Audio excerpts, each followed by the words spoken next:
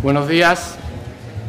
Vamos a comenzar el acto inaugural de estas jornadas y, en primer lugar, voy a dar la palabra al profesor Enrique Montero, como organizador de las mismas, para que les explique un poco la idea general de estas jornadas y su estructura.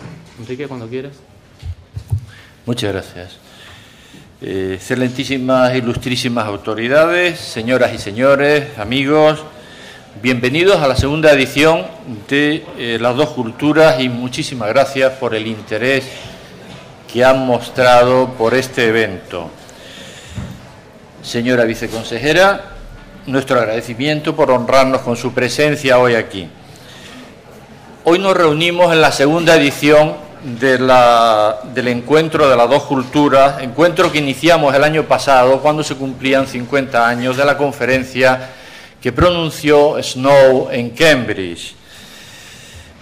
La conferencia Las dos culturas y la revolución científica, y que abrió un apasionante debate que ha continuado hasta nuestros días acerca de la existencia de dos culturas de ciencias y humanidades peligrosamente separadas, según palabras de Snow.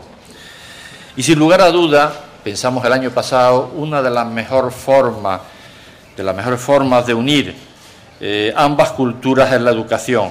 Por ello dedicamos a la educación la edición de este año. Y reunimos aquí a intelectuales de la ciencia y de las humanidades que debatirán con nosotros, abrimos bastantes espacios de debate, debatirán con nosotros en un ambiente crítico, en un ambiente de total libertad y en un ambiente de total ausencia de argumentos políticos partidistas, como corresponde al espíritu de la universidad. Además de las sesiones iniciales y de clausura, ¿para qué sirve la educación? Y la educación del talento. Estarán a cargo respectivamente de los profesores don Fernando Sabater y don José Antonio Marina. El encuentro constará de 3 sesiones.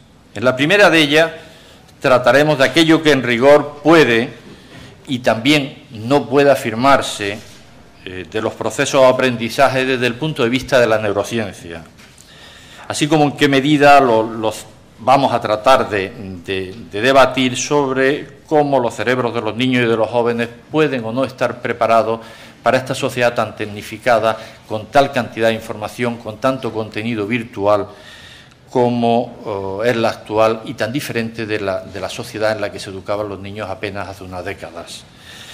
Para ello contamos con 2 científicos de la neurociencia, los profesores don José María Delgado García y don Juan Vicente Sánchez Andrés. La segunda sesión de esta tarde, Familias, Normas y Sanciones, estará dedicada a la educación en el seno familiar. Intervendrá desde Granada el magistrado don Emilio Calatayud, el juez de menores de Granada, y desde aquí el profesor Adolf Tobeña, el director del Departamento de Psiquiatría de la Universidad Autónoma de Barcelona.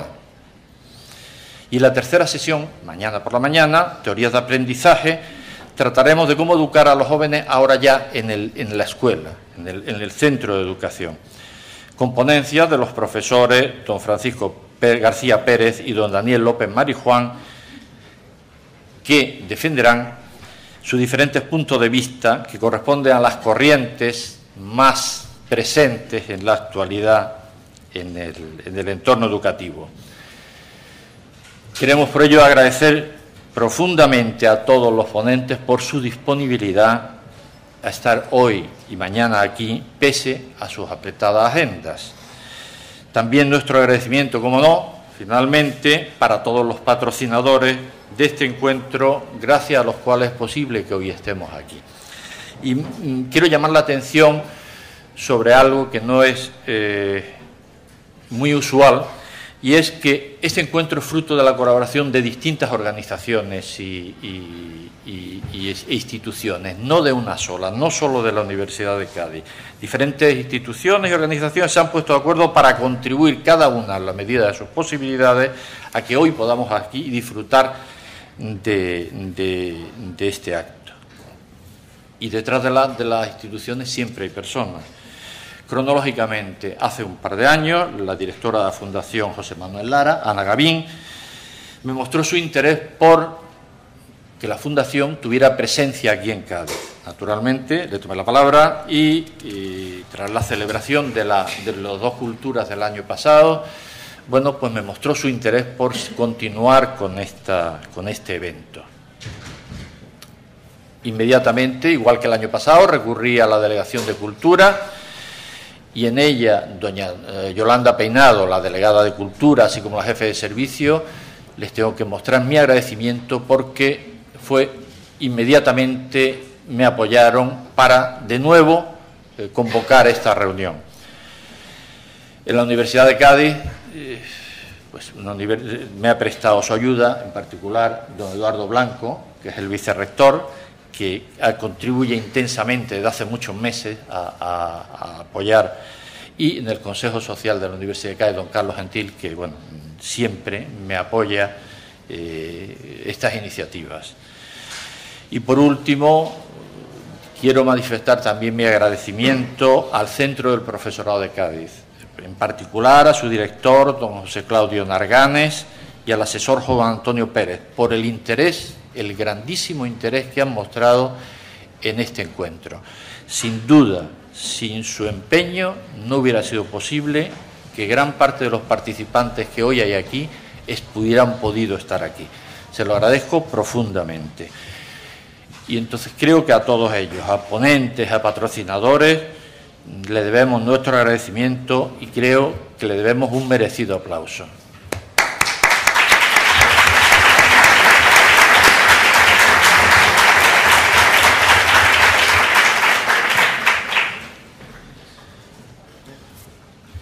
Muy bien. Gracias, Enrique. Voy a continuación a ceder la palabra a Ana Gavín, la directora de la Fundación José Manuel Lara, que, como ha comentado Enrique, siempre ha estado con nosotros en la organización de esta jornada. Seré breve.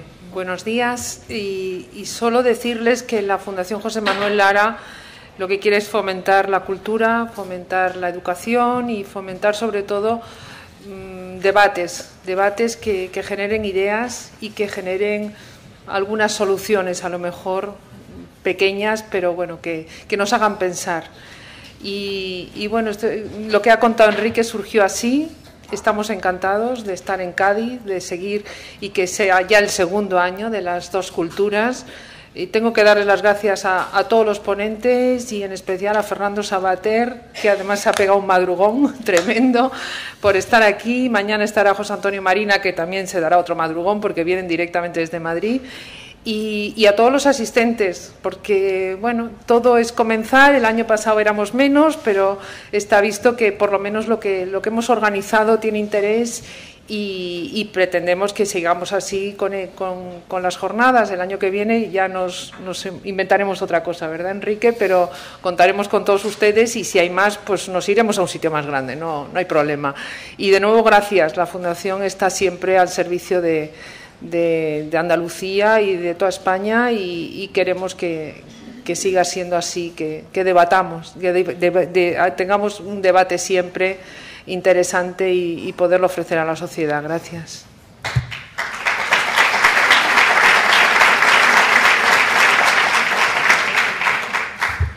Muchas gracias, Carmen. Y a continuación voy a ceder la palabra a nuestra viceconsejera de Cultura, que ha tenido la gentileza de acompañarnos en este acto de inauguración. Buenos días. La verdad es que hoy no sé si darle los buenos días a los profesores y profesoras o a los alumnos y alumnas.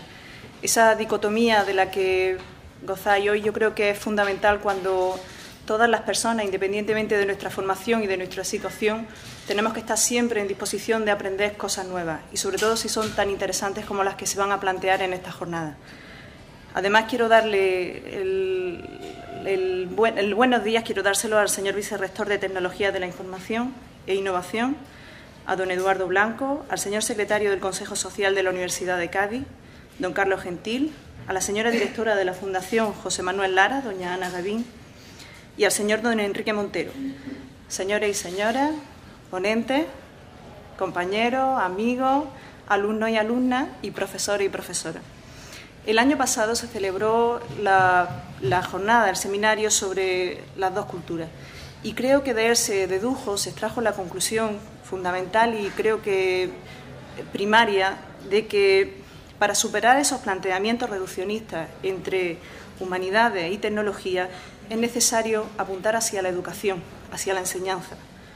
Intervengo en este acto como viceconsejera de Cultura con la confianza y con la seguridad que desde la Consejería de Cultura y desde el Gobierno andaluz estamos trabajando con convicción porque la cultura, entendida en el sentido más amplio como el conocimiento adquirido a través del aprendizaje social, es eminentemente integradora y sobre todo incluyente, aquello que Snow denominaba de las dos culturas. No es real ni es práctica la separación entre ciencia y letra o la separación entre tecnología y humanidades. ¿Cuántas veces muchos de nosotros nos hemos amparado y nos hemos escudado en esa diferencia para justificarle el desconocimiento de la otra parte? Y se prueba que la confluencia evidente entre la creación y la innovación, materias ambas que deben de ser, con el esfuerzo de todos, la base de un nuevo modelo de desarrollo basado en el conocimiento. Tras la primera edición el año pasado del Encuentro de las Dos Culturas, este pasa a ser de forma natural el que trata sobre la educación. Y es que el conocimiento debe de poner en conexión distintas áreas del saber y la educación puede y debe abordarla desde distintas perspectivas, tal como se hará a lo largo de esta jornada, que cuentan con profesionales que debatirán sobre educación desde las distintas especialidades: la neurociencia, el derecho, la psicología, la filosofía, las ciencias sociales o la biología, entre otras.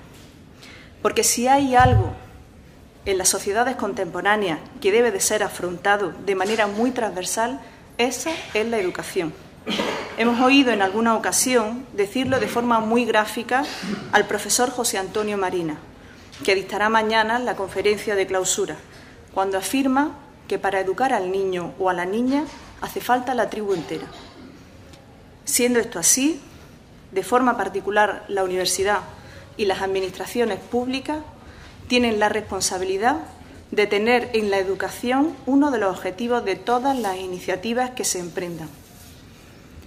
Desde la Consejería de Cultura trabajamos en muy diversos ámbitos que van más allá de la prestación de servicios culturales a los ciudadanos, orientando todos estos al trabajo en mejorar la capacitación y facilitar el acceso a la cultura, en el convencimiento de que por una Andalucía más culta, más preparada, también será más crítica, más justa, más tolerante y más creativa, y por todo ello estará mejor preparada para afrontar los retos que la vida cotidiana nos presenta.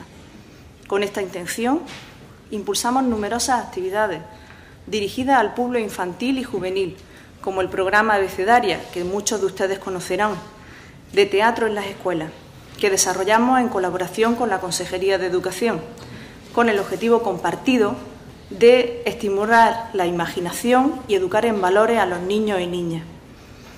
Hemos revelado las artes escénicas como uno de los mejores integradores de estas armas. Los programas de fomento de la lectura, que persiguen animar a nuestros jóvenes a adquirir este hábito, el de la lectura, hábito que seguramente les dará enorme placer a lo largo de toda su vida. Además de la herramienta que más democratizará el conocimiento y que hará mucho más accesible el conocimiento y la cultura. Con esta misma intención de colaborar, en la tarea docente con educadores y con familias, trabajamos en talleres infantiles que programan los museos y todos aquellos espacios patrimoniales que disponen de ellos. Son muchas las iniciativas que tomamos en este sentido, en el sentido de la educación del niño, en el sentido de que la educación es la prioridad de toda la tribu. La educación es un eje prioritario del actual Gobierno andaluz, lo que se refleja en el peso que ahora mismo tiene la Consejería de Educación y el carácter transversal de las políticas educativas en el conjunto de la acción de Gobierno. La educación y la formación continuada, como este seminario, a lo largo del ciclo completo de la vida, hoy son tareas prioritarias para todos los ciudadanos y ciudadanas. Es una prioridad por convicción, es una prioridad por necesidad también. Estamos convencidos de que la mejor inversión que cualquier ciudadano y cualquier ciudadana, que cualquier sociedad puede realizar es en educación y en formación, para salir de la crisis y blindar la sociedad andaluza ante situaciones como la que hoy nos toca vivir. Tenemos que establecer una nueva forma de desarrollo, que a la vez sea competitiva y sostenible, y que esté basada en el conocimiento, la innovación, la creatividad. Una nueva forma que nos permita desplegar todo nuestro potencial como individuo y como sociedad, sin comprometer las oportunidades y los recursos de las generaciones venideras. Termino, por todo ello, animando a los ponentes y animando a los alumnos y alumnas o a los profesores y profesoras a que reflexionen en esta jornada de trabajo en Cádiz, a que reflexionen desde enfoques distintos sobre la materia común y prioritaria que debe de ser la educación, pues el debate y el intercambio de ideas, sin duda, darán el resultado de nuevas ideas, de nuevas propuestas que nos ayuden a avanzar en este sentido. El rigor y el buen hacer de los ponentes, unidos con la capacidad divulgadora que sin duda tienen ustedes, harán que este esfuerzo sea muy productivo. En nombre de la Junta de Andalucía y de la Consejería de Cultura, transmito mi bienvenida a Cádiz a las personas que vengan de fuera y muy especialmente a Fernando Sabater. Y les deseo a todos y todas unas provechosas jornadas. Muchas gracias.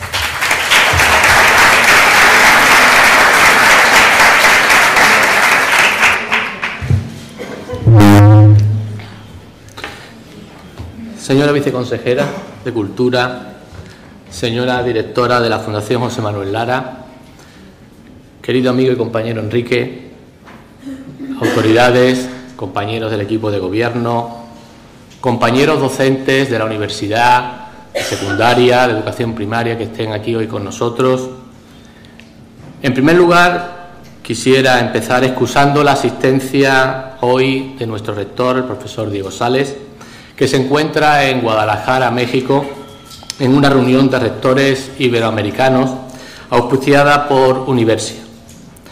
He tenido ocasión de hablar con él durante este fin de semana y me ha pedido que les traslade su saludo, en especial a nuestra viceconsejera, a quien agradecemos su presencia en este acto de hoy, siendo una prueba más de las excelentes relaciones que la Universidad de Cádiz mantiene con la Consejería de Cultura y con el resto de consejerías de la Junta de Andalucía. Vamos a iniciar unas jornadas dedicadas a la educación, tema del que podría estar hablando mucho tiempo, como cualquiera de los profesionales que hoy nos encontramos aquí. Pero le quitaría tiempo a nuestro primer conferenciante, el profesor Sabater, que seguro, como nos tiene acostumbrados, desgranará sus ideas de forma mucho más brillante a como lo pudiera hacer yo. Por eso voy a ser muy breve en mi intervención. El año pasado, en nuestro encuentro de las dos culturas, vivimos momentos apasionantes en los que el debate y el intercambio de ideas fue una constante a lo largo de las mismas. Espero que este año, al finalizar las jornadas, hayamos logrado el reto de superar a las celebradas el año pasado.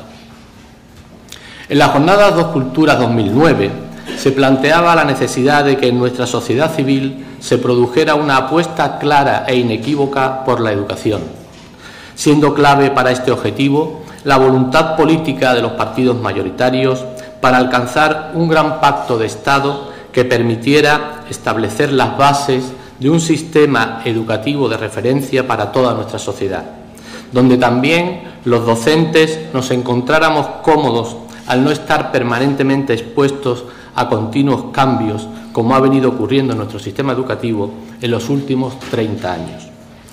El sistema educativo es uno de los factores más importantes de la vertebración y el progreso de una sociedad avanzada, a la vez que de una sociedad justa y equitativa. De cara al futuro, por tanto, es necesario lograr soluciones dialogadas, pero que al mismo tiempo sean estables y duraderas.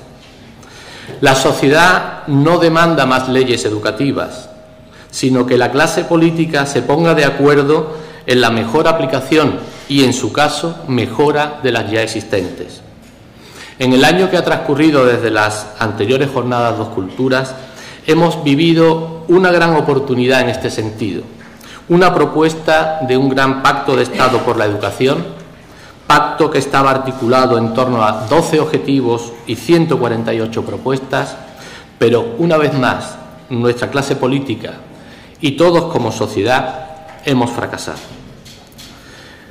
Desde este foro dedicado a la educación de las dos culturas, me atrevo a demandar a nuestra clase política, como ya se hizo hace un año, el valor fundamental para el futuro de nuestro país, alcanzar un gran pacto por la educación en España.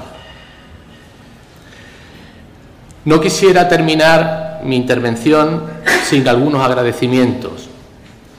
En primer lugar, a la Consejería de Cultura por el apoyo y patrocinio brindado desde el inicio.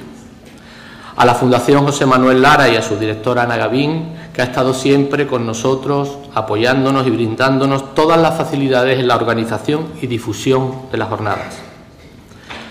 Al compañero y amigo profesor Enrique Montero, por sus desvelos, sus sufrimientos para que estas jornadas sean una realidad. Y a todos los conferenciantes, moderadores que van a estar con nosotros hoy. Y no quisiera que se me olvidara a la Universidad de Granada, que nos va a facilitar que esta tarde la conferencia del magistrado Emilio Calatayud sea posible por videoconferencia desde las instalaciones de la propia Universidad de Granada. Nada más.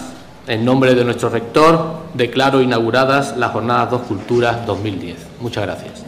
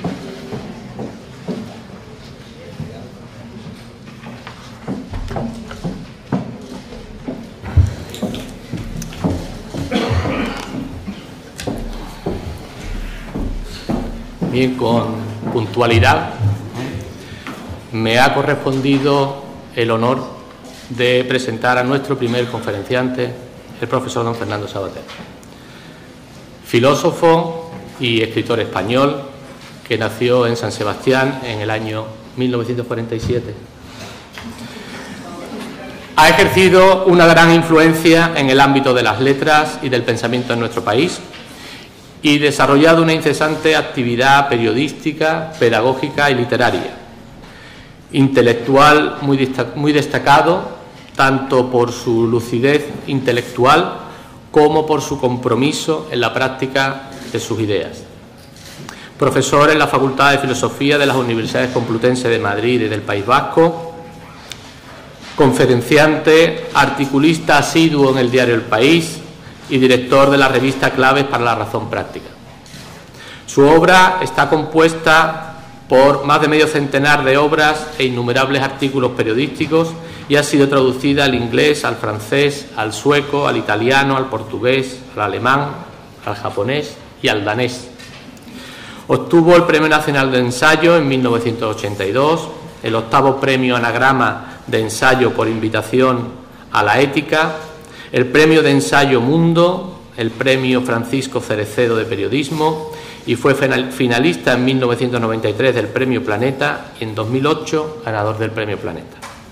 Destaca su interés en acercar la filosofía a los jóvenes con obras como Ética para Amador, uno de los libros más leídos de filosofía, Política para Amador o Las Preguntas de la Vida. Con ustedes, profesor Savater.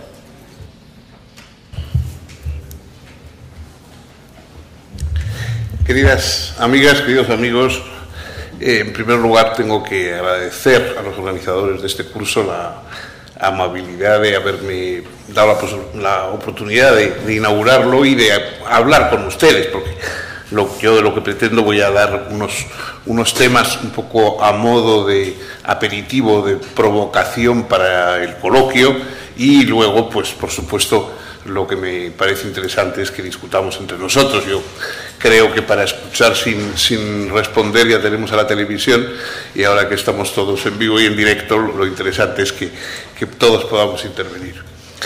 Efectivamente, y la viceconsejera lo ha mencionado hace un momento, la crisis ha vuelto a traer la educación sobre la mesa, no solo en nuestro país, en todas partes. Es decir, la necesidad de unos ciudadanos polivalentes, capaces de aprender y de transformar sus conocimientos de acuerdo con las necesidades y de acuerdo con los retos de la evolución social, pues hoy se hace evidente. Las sociedades mejor preparadas educativamente, las sociedades que tienen una mejor formación profesional y no solamente una formación académica en otros campos, sino las sociedades que tienen más completo el panorama educativo, son hoy evidentemente las que, a pesar de sufrir la crisis como todas las demás, tienen más posibilidades de salir de ella, tienen más posibilidades de que sus ciudadanos pues sufran o padezcan menos, y tienen un futuro más prometedor a un medio plazo. Incluso dentro de nuestros propios problemas, la enorme cantidad de parados que desgraciadamente tiene este país, si se analiza esa cantidad y la desglosamos, vemos que la mayor parte de los parados son personas de la más baja cualificación educativa. Según va ascendiéndose en una ampliación mayor de estudios, es decir, si incluso tienen más estudios o estudios de un nivel superior, etcétera, el nivel de desocupación baja, el nivel de paro disminuye. O sea que evidentemente no es una panacea, porque por supuesto la educación no es solamente una fábrica de empleados, es decir, la educación es una cosa mucho más amplia, pero evidentemente también la buena formación educativa favorece el hecho de que uno encuentre posibilidades laborales incluso en las circunstancias adversas. Esto quiere decir que muchas veces se repite que uno de los problemas de la buena educación es que la buena educación es cara. La buena educación es cara, lo sabemos, porque requiere grupos pequeños, atención especializada ante una población cada vez más variada que hay que educar, y hay que educar a cada cual según sus necesidades y según sus características específicas. Los profesores tienen que reciclarse. Todos los profesores, una de las primeras cosas que sabemos es que no podemos sin más transmitir a los alumnos lo que nos enseñaran a nosotros. Nosotros necesitamos estar constantemente poniendo al día nuestros conocimientos, la formación que recibimos, y naturalmente para eso hace falta pues que nos apartemos en algún momento de la docencia, seamos sustituidos por otros mientras nosotros volvemos a revisar nuestros conocimientos, hacer cursos de capacitación superiores, en fin. Entonces, todo esto cuesta dinero. Es evidente que la buena educación es una empresa cara. Ahora, estamos viendo también, y la crisis nos lo enseña, que la mala educación sale mucho más cara todavía en los países. Que educar mal es algo que cuesta mucho más caro a los países que cualquier inversión que se haya hecho en educación. De ahí la importancia de que la sociedad se mentalice, se conciencie de la necesidad de la educación y exija a los políticos una atención prioritaria a la educación, una atención que no sea simplemente la rutina de decir que se va a mejorar, etcétera, sino una mejora efectiva, como podría ser el lograr un verdadero pacto educativo, que es una cosa antiquísima. Algunos ya hace muchos años estábamos bregando y creíamos que teníamos al alcance de la mano el pacto educativo en el cual intervinieran elementos de los partidos políticos, de los sindicatos, de los padres, de los profesores, y todo eso que hace ya 20 y tantos años que algunos estábamos creyendo que eso estaba al alcance de la mano y no estuvo, y ahora pues se ha vuelto a intentar y con bastante más modestia y tampoco ha estado, en fin. Bueno, yo creo que es importante que la sociedad sea la que demande educación y la que demande prioridad de la importancia de la educación a los políticos. Y esto por una sencilla razón. El tiempo de la educación no es el tiempo de los políticos. Es decir, supongamos que a partir de mañana se empezara a educar espléndidamente a todos los niveles en este país. El efecto de esa buena educación se vería dentro de 20 años, por ejemplo, supongamos. Pues bien, ustedes saben, no hay político en el mundo que piense las cosas a 20 años vista. Eso es lo mismo que nosotros no nos preocupamos de saber qué desayunarán las personas en el año 3000, pues los políticos no se preocupan ya de las cosas a 20 años vista. Su visión es mucho más breve y por eso tiene que ser la sociedad la que demande y la que exija que ese interés de fondo tiene que estar atendido y que se premiará a los políticos que apoyen y que den muestras de dar importancia a la educación, de una importancia prioritaria. La educación es, como hemos dicho, algo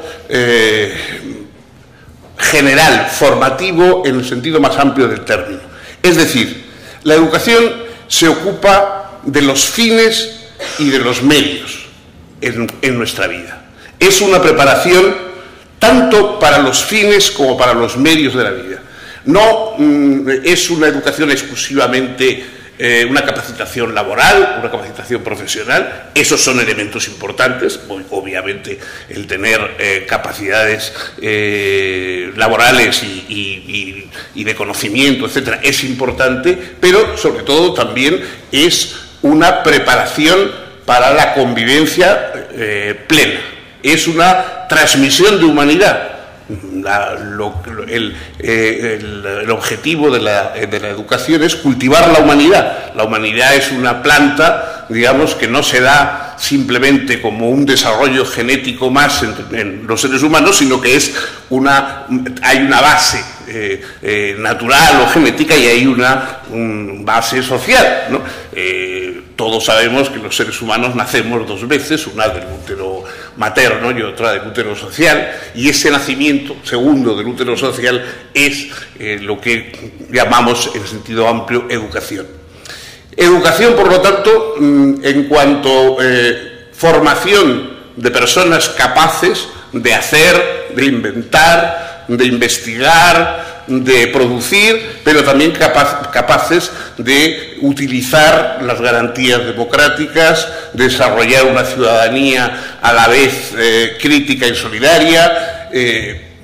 Todo eso es formar un ser humano pleno, que es imprescindible para el funcionamiento de la sociedad. La sociedad funciona a base de seres humanos que sean capaces de utilizar los recursos, que sean capaces de utilizar los derechos, las garantías, etcétera. Si no, el mejor sistema político del mundo, con personas incapaces de utilizarlo, no funciona. Nuestro sistema político, los sistemas políticos democráticos desarrollados, en los cuales afortunadamente tenemos la suerte de vivir, tienen una enorme cantidad de probabilidades y una enorme cantidad de posibilidades a nuestro alcance, pero tenemos que aprender a manejarlas. Eso estamos viendo constantemente, que muchas de las mejores oportunidades se quedan sin utilizar simplemente porque la gente no sabe, no se atreve, no está preparada, cree que no merece ciertas posibilidades, y eso es lo que hay que transmitir por la educación. Y hay que transmitirlo tanto más cuanto que, en contra de lo que suele decirse, nadie se queda sin ser educado. Muchas veces se dice, ay, es que se van a quedar sin educación. No, el problema es el contrario.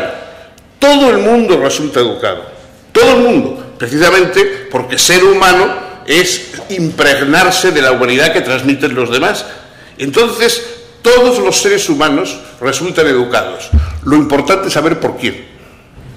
Si no son las personas adecuadas las que eduquen, es decir, las personas que bien sea por su cariño y por su proximidad familiar, por su preparación profesional, etcétera, sean los más adecuados para transmitir educación, educarán la calle, educarán las bandas de gángsters, educarán los peores ejemplos de la televisión, educarán los peores modelos demagógicos o lo que ustedes quieran. Nadie se va a quedar sin ser educado. El problema es si los buenos educadores lograremos llegar a tiempo para evitar la mala educación que van a transmitir otros sistemas y que va a llegar por otras vías. Es decir, nosotros no solamente estamos tratando de transmitir educación, sino estamos tratando de prevenir los efectos de una mala educación que va a llegar por otras vías. Y creo que eso es verdaderamente lo importante, porque naturalmente de lo que ocurra de esa educación eso va a determinar el futuro democrático, político en el que vivimos. Es decir, hay en uno de sus últimos libros, John Kenneth Galbraith decía: todas las democracias contemporáneas viven bajo el temor permanente a la influencia de los ignorantes. Es verdad, es decir, todas las democracias actuales viven bajo el temor a que los ignorantes, sea que tienen voto, naturalmente, como todos los demás, superen en mucho a las personas preparadas y que entonces esos ignorantes inclinen la balanza democrática por el lado de la demagogia, bloqueen las reformas necesarias siempre que impliquen algún tipo de sacrificio, apoyen propuestas disparatadas, o en fin, todo lo que ustedes saben. Es decir, la influencia de los ignorantes puede ser determinante para anular las capacidades y las ventajas que puede tener la democracia. Claro, Galbraith dice: las democracias viven bajo el temor. Bueno, efectivamente ese temor es muy justificado, pero también maliciosamente podemos suponer que hay políticos que viven con la esperanza de la ignorancia, quiero decir, la esperanza de que esa ignorancia sea suficiente para que la gente les vote a ellos. Y por lo tanto, claro, tenemos que luchar, sí, contra el miedo de los ignorantes, pero también contra los que han hecho su capital político de aprovechar de un modo o de otro la ignorancia, bien sea para vender humo, para vender promesas irrealizables o nefastas o para cualquier otro tipo de cosa. Entonces, la formación de ciudadanos es una garantía de que nos va a ir bien a todos. De ahí la importancia pública de la educación. La importancia de la educación siempre es pública. Nunca es un asunto de papá, mamá, el nene y la nena. Es decir, nunca. La educación puede ser financiada por fondos públicos, puede ser financiada con fondos concertados, privados, todo lo que ustedes quieran, pero en cuanto a preocupación siempre es pública. Nunca es algo que es particular, es decir, no, yo educo como quiero, esos disparates que hemos oído recientemente, de que los valores solo son transmitidos por la familia, por los padres. Es decir, eso sería si los valores fueran valores meramente familiares, pero naturalmente los valores son valores sociales y por lo tanto la sociedad tiene algo que decir frente a la transmisión de esos valores. ¿Cómo vamos a dejar la transmisión de valores sociales al albur de que les toquen a los niños padres con conciencia suficiente social como para transmitírsela? Yo no tengo ningún inconveniente en que la educación familiar, si fuera posible que quedara la persona reducida al ámbito familiar, pues ahí, si hay padres que transmiten que la antropofagia es una variedad culinaria como cualquier otra, pues yo no tengo nada en contra de eso, siempre que los niños no salgan de casa y se coman solo a miembros de su familia. Pero como es evidente que cuando se hayan comido a los más tiernos saldrán a la calle a ampliar el menú, ahí estamos los demás. Y por lo tanto tenemos derecho a exigir una educación, quieran los padres o no, una educación social, una educación en valores, una formación de ciudadanos, etc. Esas cosas deberían ser obvias, pero todavía hoy no lo son, lo que revela la idea de que se tiene todavía de que la educación es una especie de privilegio que hay quien puede pagarse, que hay quien puede tal, y entonces yo me lo doy para mí, para mi familia, a mi gusto, con mis ideas, formo personas como quiero, y los demás que se las arreglen como puedan. Evidentemente, la sociedad tiene que educar en defensa propia. La sociedad educa en defensa propia. Es importante que eduque porque es la única forma de garantizar el funcionamiento de la democracia. Y naturalmente, quienes menos recursos tienen y menos posibilidades tienen de costearse con medios propios la educación, son los que más la necesitan, porque quien ha tenido la suerte de nacer en una familia donde hay libros, donde hay cultura, donde hay música, donde hay aprecio a la conversación, etcétera, etcétera, también necesitan educarse, pero en fin, de alguna manera ya tienen parte del camino educativo recorrido.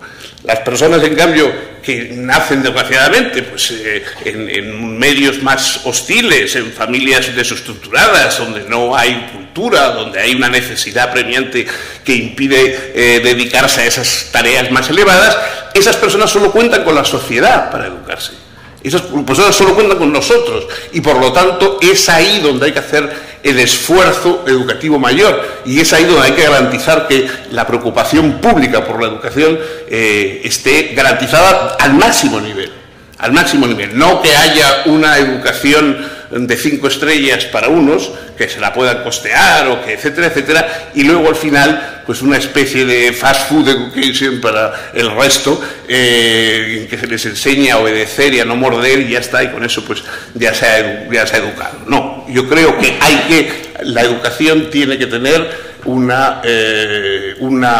ahínco especial en la segunda oportunidad que todas las personas necesitan, esa oportunidad que no la da quizá el nacimiento, la familia, etcétera, eso lo tiene que dar la sociedad, ¿no? La educación, yo lo he dicho muchas veces, es la lucha contra la fatalidad que hace que el hijo del pobre siempre tenga que ser pobre y que el hijo del ignorante siempre tenga que ser ignorante. Contra esa fatalidad es contra lo que lucha la educación. Y por lo tanto, la educación es la posibilidad de la transformación de una verdadera revolución no sangrienta en la sociedad. Entonces, eso es mucho más amplio. Ven ustedes, no solamente es una formación de personas capaces en el terreno laboral, en el terreno que es importante, las personas capaces de cooperar, de comprender objetivos comunes y de cooperar, que eso se aprende. Es decir, muchas veces los grupos humanos no funcionan, primero porque la gente no entiende los objetivos comunes, es decir, no comprende los objetivos que nos podemos proponer juntos, y por otra parte no son capaces de cooperar también por falta de conocimiento, por falta de luces. Es decir, muchas veces la gente es insolidaria por desconocimiento, por incapacidad, porque creen que no hay ventaja, digamos, para ellos en eso, y entonces, pues, digamos, se cierran o se apartan de los demás. Todo eso es importante, el enseñar a cooperar es fundamental, y eso también es algo que se transmite. Es decir, se forma para la cooperación a las personas. Pero aparte de esas necesidades, efectivamente, que en época de crisis se ven, está el destino personal. Es decir, la educación no solamente es algo que tenemos que formar para evitar que las personas se conviertan en un peligro para los otros, sino también es un derecho de cada persona, es un derecho para sacar más provecho, para disfrutar mejor su vida, para ser humano de una manera más plena, más rica, más completa. Y eso también es un objetivo de la educación. Es decir, no solamente estamos transmitiendo medios para llegar a tales o cuales fines, sino también es importante ver qué fines, cuáles son esos fines que queremos y cuáles son esos fines que queremos obtener. Y esos fines no están simplemente flotando en el aire de la naturaleza, no son parte simplemente de algo, de mecanismos necesarios de la zoología, sino que son proyectos. Son proyectos que tenemos con los demás, son proyectos simbólicos que compartimos con otros, y todo eso también forma parte de la educación. Yo creo que eso es importante, pero sobre todo lo que más importante me parece el hecho de que la sociedad y sobre todo las personas que de un modo o de otro estamos vinculados al tema educativo por interés, por profesión, por lo que sea, tenemos que convertirnos en acicates permanentes y estar constantemente reivindicando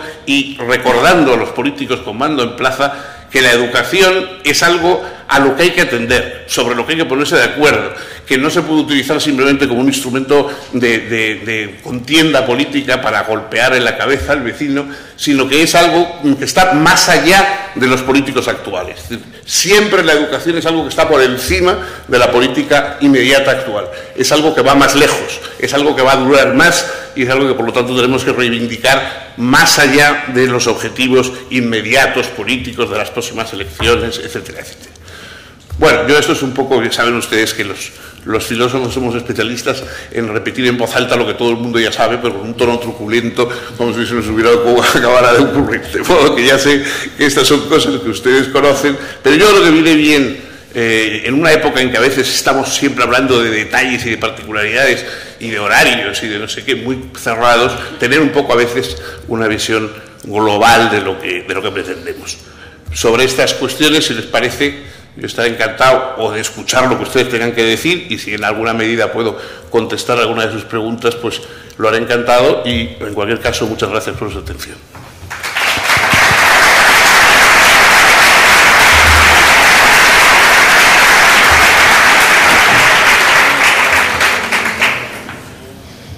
Muchas gracias, profesor Sabater. Ahora quizás empieza el momento más interesante, que es cuando cualquiera de los presentes puede preguntar, puede comentar lo que le parezca oportuno respecto a la intervención del profesor Sabater. Teresa. ¿Tiene el micrófono? Espérate. Creo que viene aquí un... Bien. ¿Se oye? Sí.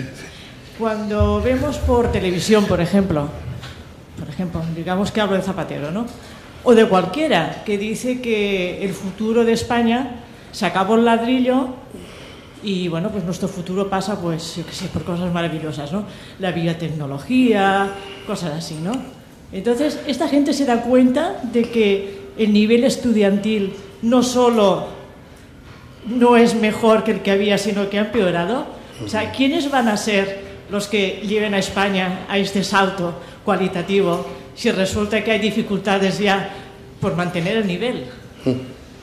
Cuando se anima, o sea, lo máximo que quieren los chicos parece ser, es, yo qué sé, ser locutores de televisión o actores, y a lo mejor no nos damos cuenta que lo que se está exigiendo es ingenieros, biólogos, o sea, cosas que carecen de glamour. ¿Cómo se le va a comunicar esto a la gente para que realmente pueda existir esta España que parece que se está soñando? Bueno, ese es el reto. Eso que dices, evidentemente que es verdad. Yo ahora sobre esos objetivos, en el País Vasco, en un centro educativo pionero y muy importante, en el cual se invirtió mucho dinero y se le dio unos profesores muy, en fin, especiales y todo tipo de cursos reducidos, etcétera, etcétera. Los alumnos y alumnas, se hizo un sondeo cuando llevaban ya 4 años en ese centro piloto, modelo, etcétera, de cuáles eran sus ideales laborales y tal.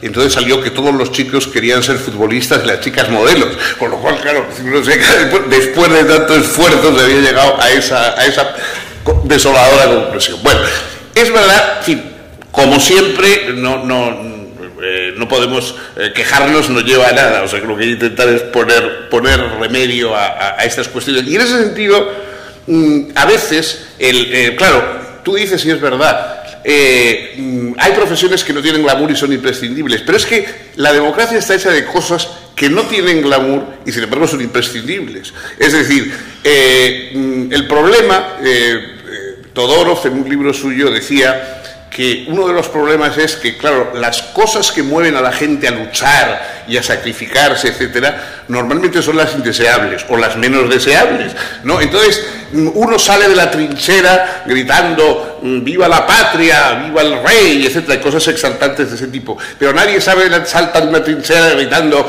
¡viva la seguridad social! ¡Viva la educación general obligatoria! Etcétera. ¿Qué es lo que realmente debería ser? Porque esas cosas no movilizan a la gente de la misma manera que lo otro. y sin embargo esas son las imprescindibles. Entonces, en nuestro país tenemos desgraciadamente una hinchazón de la mala retórica de esas otras grandes palabras, pero cuando llega el momento de hablar de las cosas fundamentales, eso inmediatamente es descartado, ¿no? Y eso también forma parte de la educación. Por eso digo que aparte de la transmisión de conocimientos, estamos haciendo esos fines, de que hay cosas que son fines, no solamente instrumentos, sino fines para una convivencia. Por eso a mí me preocupa un poco cuando se dice, bueno, nuestro país está en la escala no sé cuántos, en el informe PISA, no sé qué. Y entonces, claro, ves esos informes y luego resulta que, por ejemplo, los países mejor educados son Singapur. Entonces uno dice, hombre, mire usted, Singapur es un sitio donde a la gente cuando tira un papel a la calle le dan 200 latigazos. Entonces, claro, a lo mejor de matemáticas o de tecnología saben mucho, pero claro, el hecho de que se considere muy educado y un país envidiable de formación a la gente que vive en dictaduras o que vive sin ejercer las libertades o sin reconocer la igualdad de las personas, claro, a mí eso me asusta un poco. Yo por eso, claro, hay cosas cuantificables que es fácil de cuantificar si sabes mucha historia, gramática o matemática. En cambio, si tienes una formación humana, no humanista, sino humana, en el sentido de capacidad de ejercer tu humanidad política, socialmente, solidariamente, etc., eso es muy difícil de evaluar. Y entonces, eso, sin embargo, yo creo que es una educación imprescindible también. Y incluso imprescindible para luego poder cooperar y poder trabajar también en empresas colectivas. Claro, obviamente, a mí lo que me alarma es cuando oigo a los políticos, en muchos sitios, aquí y en otros, que te dicen, vamos a mejorar la educación, cada niño va a tener un ordenador. A mí me parece estupendo que cada niño tenga un ordenador, zapatillas, bolígrafo, pero claro, evidentemente eso no es la educación. Es decir, la educación son los maestros y la educación es algo que se hace cuerpo a cuerpo, como el amor, como todas las cosas importantes de la vida. No se puede... Entonces, que uno tenga yo el otro día estuve con unos maestros que estaban empezando con los niños con el ordenador y cómo las clases... Claro, me decían, pero si es que esto del ordenador es absurdo, porque ellos saben mucho mejor manejar el ordenador que nosotros. No sé, precisamente lo que los niños no necesitan es que les des clase del ordenador. Eso es lo que ya saben. Tienes que enseñarles lo demás, ¿no? Entonces, esa ingenuidad de que a veces los políticos han descubierto de pronto los ordenadores y no sé qué, como si fuera la solución, yo creo que eso es, o sea, que exteriorizar la educación en vez de interiorizarla, que es lo importante. Claro, y es más difícil.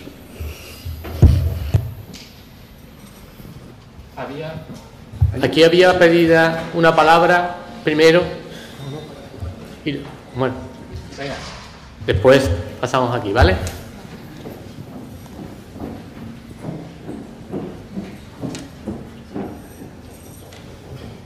Gracias. Buenos días, encantada de estar aquí con usted, señor Sabater. Yo también siento mucho miedo de muchas cosas y sobre todo de los políticos. Me da muchísimo miedo de los políticos, porque los primeros que tendrían que estar preparados para llevar y organizar este tema son ellos. Y la verdad que dejan mucho que desear. Usted decía que la democracia vive de la esperanza de la ignorancia. ¡Qué miedo me da eso a mí! Me da muchísimo miedo que pensemos todos que los que votan son tan ignorantes que nos van a llevar al punto de no conseguir esos objetivos en el tema de educación, sobre todo, y en otros más, para no poder llegar a conseguir esos objetivos que conseguimos. Y partimos de la base de que los políticos no están en ello, por eso no consiguen ese pacto o ese gran pacto para la educación. No le interesa que la gente sepa, digo yo, y a esta altura, en el año 2010, que pensemos eso es triste, pero yo creo que le interesan esa demagogia de la gente. Pero, por otro lado, yo pienso que bueno, claro, ¿quién tiene la culpa de que esta gente no esté preparada? Usted dice, los ordenadores. Efectivamente, antes de los ordenadores necesitamos menos niños en la clase para que ellos tengan al maestro como tal, no como alguien que está ahí y no puede con 25 y 26 niños. El maestro es otra cosa más importante y para eso necesitamos una educación más personalizada, que no la tenemos. Y todo esto nos lo tienen que organizar los políticos, porque nosotros somos, pues aquí un voto muy pequeñito que casi no se nos oye. Entonces, ¿cuál es la solución de este tema? Si estamos en manos de los políticos, para que resuelvan esta solución. El pacto, el gran pacto de la educación, el que nos organicen a nivel de centro y tal. Estamos en manos de ellos, señor Sabater. ¿Cuál es la solución? Yo esto no es la primera vez que he oído sobre que la democracia vive de la esperanza de la ignorancia. No es la primera vez que lo oigo, y no solamente por usted, que es un filósofo, sino por otro filósofo. Parece que esto está en boca de los filósofos. ¿Ustedes tienen la palabra, señor Sabater? No, vamos a ver. Primero, en una democracia políticos somos todos. Es decir, o sea, la idea esa de que hay políticos y ciudadanos es un error. Es una de las cosas con las que hay que combatir en la educación.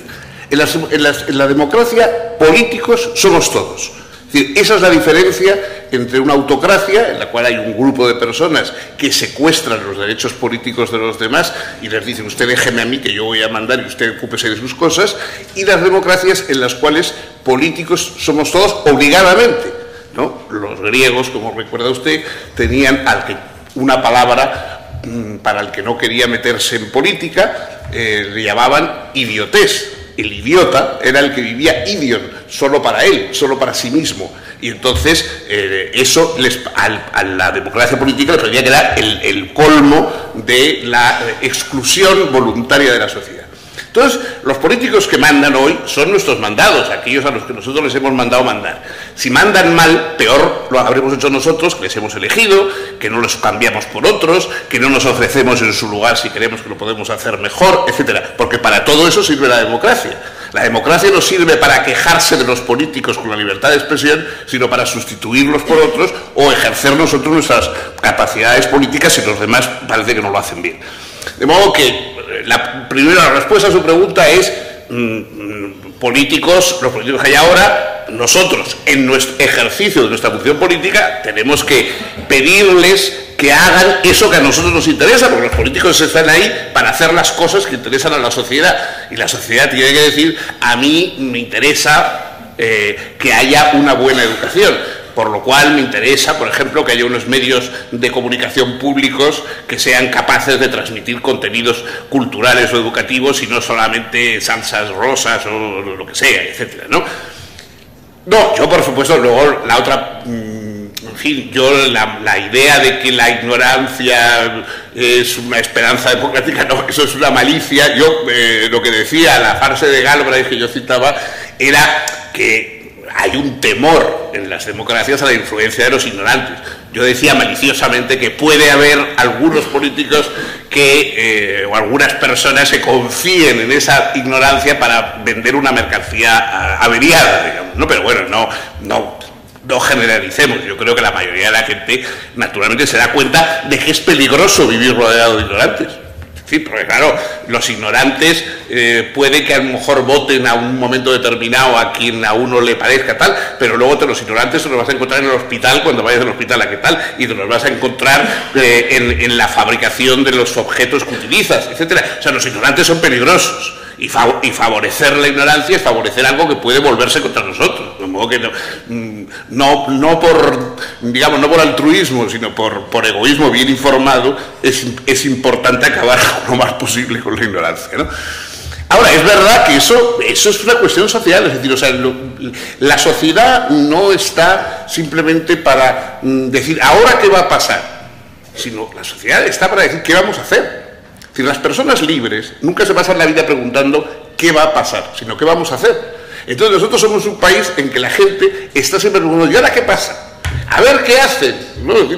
Un país de 40 millones de anarquistas que todo lo espera del gobierno, como decía un amigo mío, ¿no? Es decir, o sea, que entonces, claro, o sea, no podemos ser una sociedad de anarquistas que todo lo esperan del gobierno, ¿no? Es decir, que hay que acostumbrarnos a decir que, bueno, que todo esto es una tarea un poco de todos, ¿no?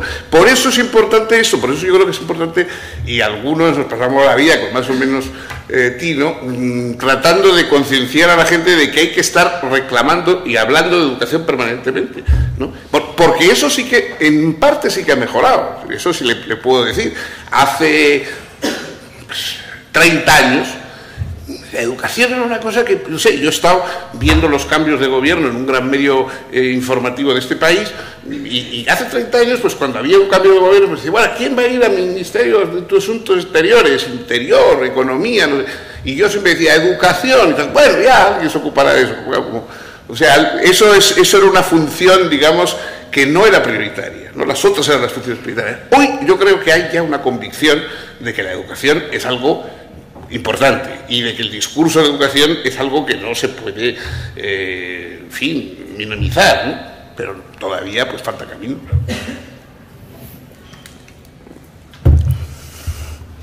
Sí, también buenos días. Y yo la pregunta que quería hacer, o la cuestión que quería plantear era, o estaría también dentro del marco de las dos culturas.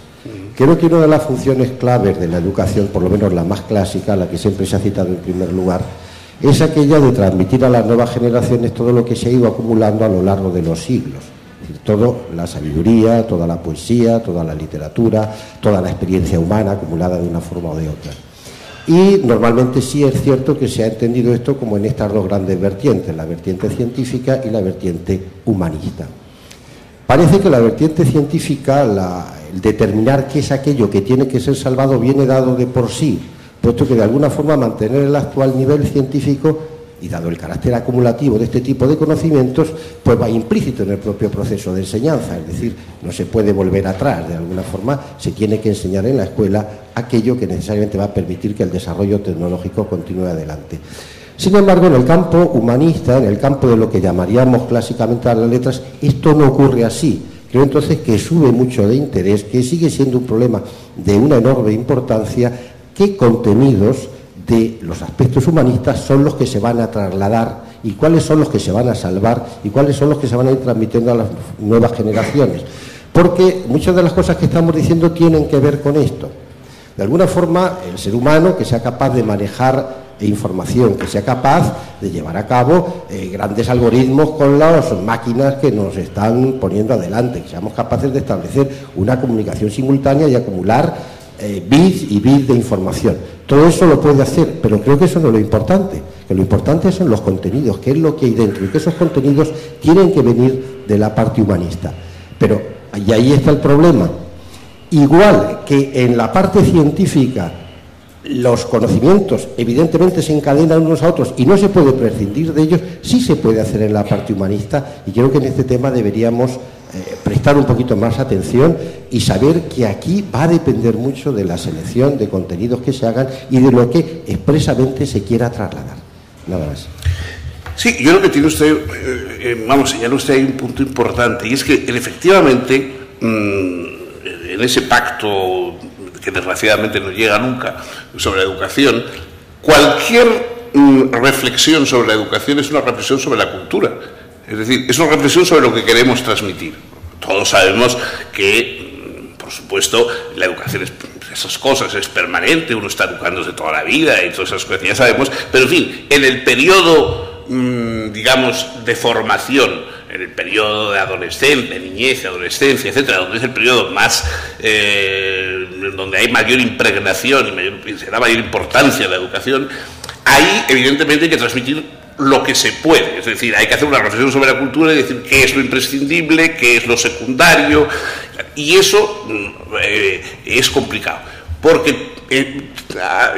creo que en lo que usted apunta hay algo que me parece interesante. En el terreno científico, en el terreno, digamos, de los mayores campos científicos, hay un acuerdo. Es decir, no hay, por lo menos que yo sepa, salvo en los casos algunos pintorescos en Estados Unidos, etcétera, en que todavía frente a la evolución hay quien quiere explicar el diseño inteligente o no sé qué cosas. Bueno, frente a esos pintoresquismos que en Europa prácticamente no se da, pero en general no hay muchas reivindicaciones de que se dé astrología o quiromancia en las clases, ¿no? Porque se da por hecho que la ciencia tiene unos contenidos y casi nadie discute, digamos, pues dónde está hoy la física, la química, la biología y la manera de... En cambio, en otros contenidos es verdad, es decir, en otros casos se considera que son optativos, es decir, que por ejemplo los valores morales o los valores sociales o el hecho de que esté presente en las aulas la religión, o sea, bueno, porque va a estar la religión presente en las aulas, es decir, la religión es una cosa que es un derecho de cada cual, pero no es un deber de nadie, y mucho menos es un deber de la sociedad. Entonces, claro, el hecho de que haya una confusión de que porque haya quien quiere eso, pues haya que entonces que incluirlo dentro de un marco de la sociedad, lo mismo que habrá quien a lo mejor hubiera querido, pues eso, que se siguiera astrología en la clase. Yo creo que eso indica que efectivamente la reflexión sobre los terrenos de los valores, etcétera, es más difícil, porque ahí hay que establecer algo común. Es decir, hay que establecer algo común e indiscutible también, por lo menos a un cierto nivel, aunque luego haya discusiones críticas a partir de esos conocimientos, pero hay unos conocimientos de valores sociales, de valores democráticos, de lo que se llaman los derechos fundamentales, como usted quiera, que eso debería poder transmitirse sin necesidad de convertirse en una cuestión opcional. Lo mismo que cuando se habla de física, sabemos que hay que hablar de lo que hoy se considera aceptado en física, aunque pueda variar en otro momento, pero hoy es lo que transmitimos. Entonces, ese canon, digamos, también de valores humanistas, etcétera, yo no sé, sería importante establecerlo, y es más difícil de establecer, es verdad, que el científico. O sea, el científico no suele tener muchos críticos, y en cambio hay muchas personas que consideran que eso es aleatorio y que los valores humanísticos cada uno tiene los suyos, todos son igualmente respetables, todos son igualmente válidos, etcétera, ¿no? Y eso sí que, ahí sí que yo creo que hay más discusión.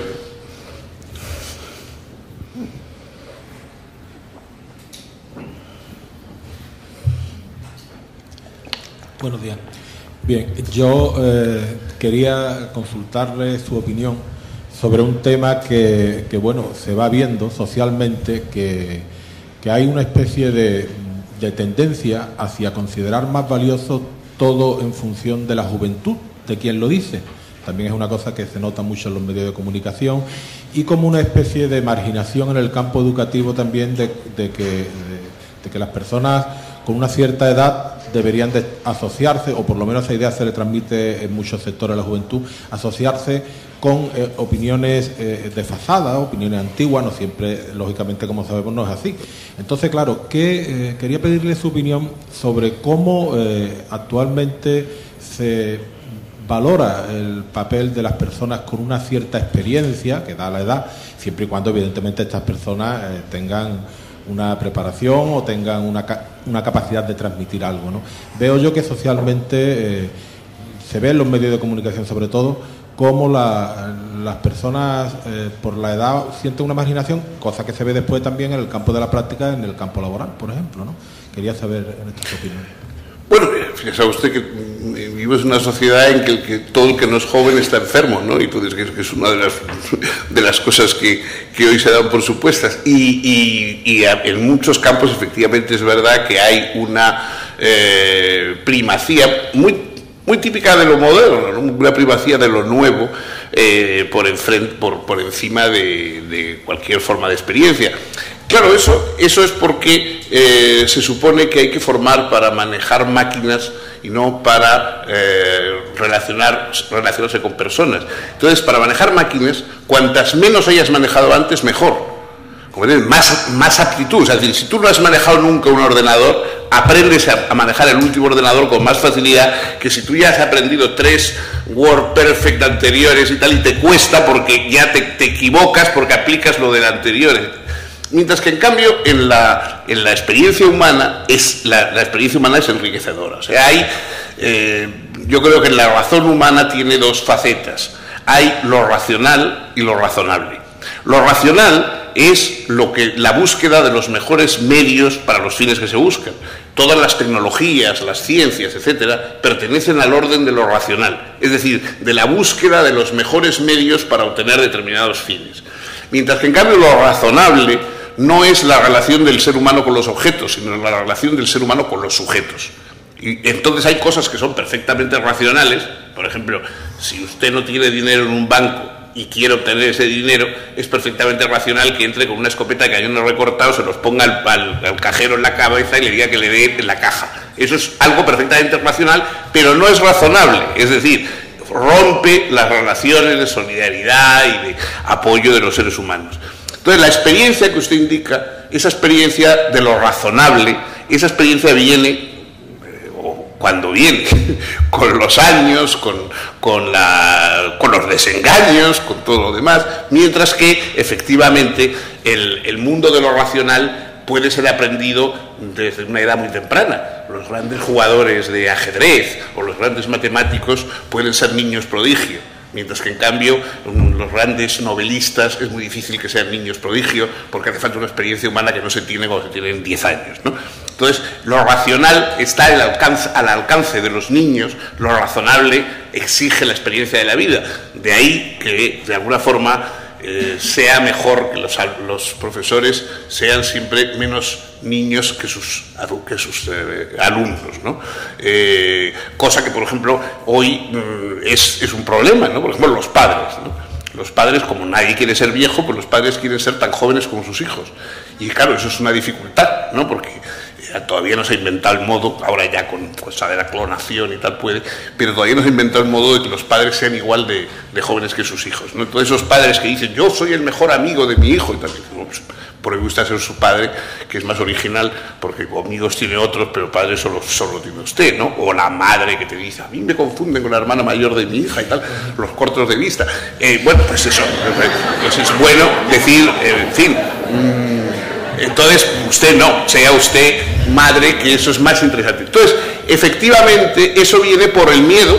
O sea, la división muchas veces de los padres en la educación viene de que, claro, admitir que eres padre es una postura senior, y nadie quiere adoptar una postura senior, ¿no? O sea, todos los educadores, de alguna manera, tenemos que frustrar a los educados, ¿no? Porque les frustramos, es decir, cortamos unos caminos que nos parecen indeseables y fomentamos otros que nos parecen deseables. Por lo tanto, todos los educadores, antes o después, le caemos antipáticos en algún momento a los educados, y así se educa. Es decir, entonces, como nadie quiere, porque todo el mundo quiere ser colega, pero nadie quiere ser profesor, pues eso es una dificultad. Tiene usted razón. Buenos días, yo quería hacerle dos preguntitas. A ver, si, como hemos hablado, el ser humano plenamente formado es un bien para la sociedad y para sí mismo, ¿qué ocurre con estos chicos hoy día que tienen una preparación increíble? Que tienen hechos la universidad, el máster, tienen esa preparación, pero después están motivados porque no encuentran empleo. La sociedad no le corresponde al compromiso y al trabajo que ellos han realizado. Entonces, porque no hay empresas que los contrate, porque no todos los chicos pueden tener medio para lanzarse por sí mismos. Entonces, esto, la verdad es que es una potencia muy grande de capital humano y de conocimientos para el Estado que se está perdiendo. Eso es la primera pregunta. Y la otra es que has hablado que la educación tiene un fin social y un fin individual. ¿Tú cómo los ves y cómo los equiparas? ¿Igualmente o uno tiene más importancia que otro? Gracias. Bueno, en primer lugar, es que una persona muy bien formada, preparada, etcétera, etcétera, tiene una riqueza, digamos, que sería estupendo que esa riqueza se pusiera al servicio de la sociedad, pero en cualquier caso, es decir, él tiene ya una riqueza, es decir, alguien que está bien formado tiene suerte en estar bien formado. Luego puede encontrar una aplicación en un momento determinado mejor o peor laboralmente, mejor remunerada o peor remunerada, lo que sea, para sus habilidades, pero tener esa habilidad ya es una suerte para él. Por lo tanto, no tiene que recibir además un premio. Es decir, pues no, sería absurdo decir, me he estado preparando y ahora quiero un premio, ¿no? Usted ha tenido la suerte de, en un mundo donde hay tantas personas ignorantes, que no saben, que no tienen posibilidades, usted se ha preparado, se ha formado, tiene una buena... Bueno, es excelente que todo eso se pueda poner al servicio de la sociedad, pero en cualquier caso usted ya ha obtenido un gran beneficio. Por lo tanto, fin, al menos eso no se le puede dudar. Es decir, usted ya es un afortunado. Ahora, que luego, encima, la sociedad y usted mismo, como tal, pues se puede encajar en un puesto socialmente útil, etcétera, y todavía mejor, ¿no? Pero no quita que la persona que tiene ya una formación ya tiene un beneficio personal, por lo tanto no necesita más recompensa. Ya bastante tiene con saber. Es decir, el conocimiento y la formación es una recompensa en sí misma. Si luego tienes una utilidad, todavía muchísimo mejor, pero es una recompensa en sí misma.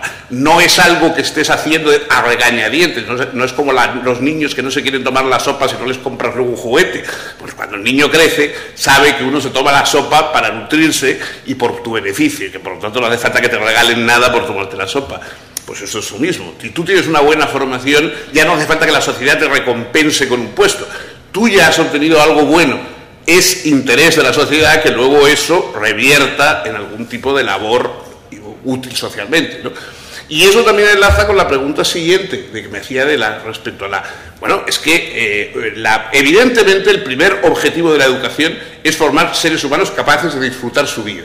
Eso es evidente. Lo que pasa es que la vida de un ser humano es una vida social. Es decir, nadie tiene una vida más que dentro de una sociedad, manejando un lenguaje que no ha inventado, sino que es los símbolos que compartimos con los otros. Por lo tanto, disfrutar individualmente la vida es disfrutarla en armonía con un conjunto social, porque nadie puede disfrutar humanamente la vida rompiendo con parte de su vida, que es la sociedad y la vinculación con la sociedad. Por lo tanto, yo creo que entender lo que nos interesa desde el punto de vista, digamos, egoísta, de lo mejor para nuestra vida, es comprender la importancia de la mejora, de la transformación de la sociedad. Vamos, no hace falta ser muy listo para saber que es uno que vive rodeado de personas satisfechas, competentes, alegres, felices, etcétera, está mucho más seguro que rodeado de asesinos en potencia, de personas frustradas, de gente ignorante.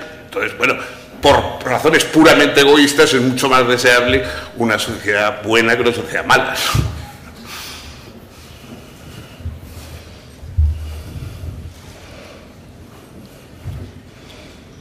Buenos días, que tengo poquita voz, no sé si se me escucha bien.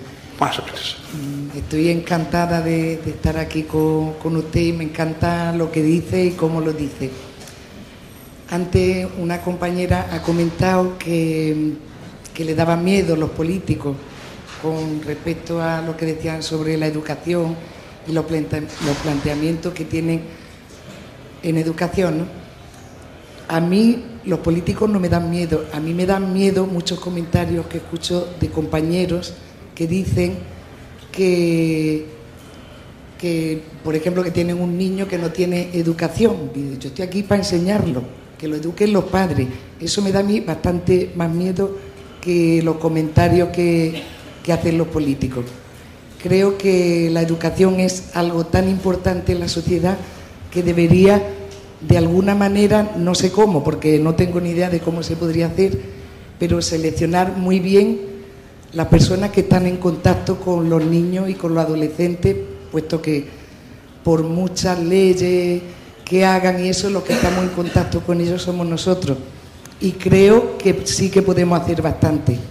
Y que los niños, a pesar de que la sociedad cambia constantemente y hay mucha evolución en la sociedad, los niños hace 10 años, 20, dentro de 50 y hace 10 siglos o 20, los que sean, siempre son niños. Eso no varía. Y entonces creo que los docentes tenemos mucho que hacer y mucho que decir ahí. Yo estoy convencido de que el elemento, digamos, la relación entre el adulto y el niño es la relación educativa por excelencia. Eso no se puede cambiar. Es decir, ninguna máquina puede enseñar a vivir. Solo un ser humano puede enseñar a vivir a otro. Por lo tanto, una máquina o un libro no puede dar información, puede dar conocimientos fijos, pero la enseñanza de la vida, la transmisión de la humanidad, solo la puede hacer un ser humano. O sea, que eso es evidente y, por lo tanto, la importancia del cuerpo a cuerpo, como yo le decía antes, ¿no?